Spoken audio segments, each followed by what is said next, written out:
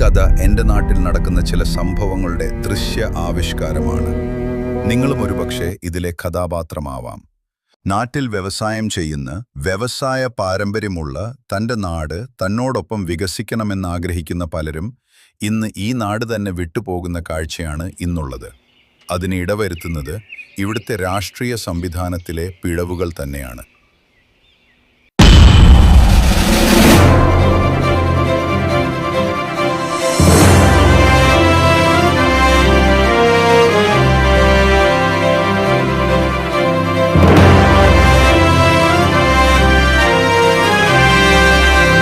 വളരെ മനോഹരമാണ് വാവേ ഈ ലോകം. അതിനെ അറിയാതെ പോകുന്നവരാണ് ഇന്നിലധികം. ഈ കടലാണ് നമ്മുടെ അന്നം, സ്നേഹിച്ചാൽ നമ്മളെ തലോടുന്ന കടൽ. അപ്പൂപ്പൻ ഒരു കഥ പറയാം, ഈ മണ്ണിന്റെ കഥ. മണ്ണിൽ പണിയെടുത്തു പൊന്നു വിളയിച്ചവന്റെ കഥ.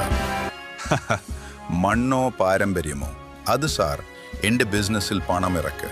നിങ്ങൾക്ക് സ്വന്തമായ ഒരു ബിസിനസ് സാമ്രാജ്യം തന്നെ കെട്ടിപ്പടുക്കാം, ഞാൻ സഹായിക്കാം. അന്നും ഇവിടെ മനോഹരമായ ഉദയാസ്തമനങ്ങളുണ്ടായിരുന്നു.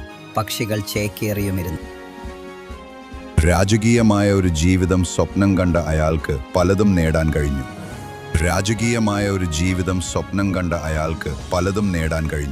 എന്നാൽ ചില ചതിവഴികളുടെ നിഴലാട്ടം അവൻ്റെ പടിവാതിൽ തുറന്നു.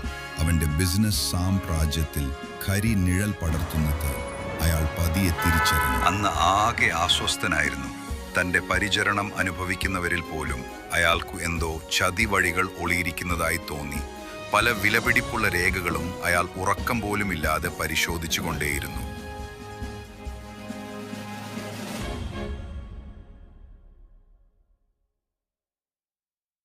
ഭ്രാന്തമായ എന്തോ ചിന്തകൾ അയാളെ പിടിമുറുക്കുന്നുണ്ടായിരുന്നു. പിന്നിൽ ഏതോ ഭീകര രൂപി തന്നെ പിന്തുടരുന്നുണ്ടോ?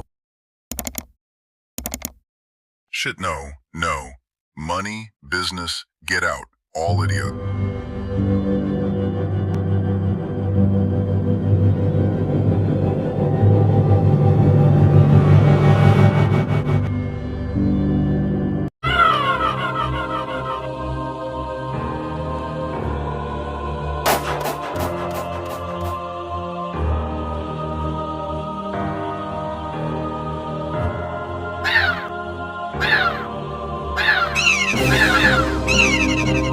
ദുരൂഹതയുടെ ഈ കഥ ഇവിടെ അവസാനിക്കുന്നില്ല.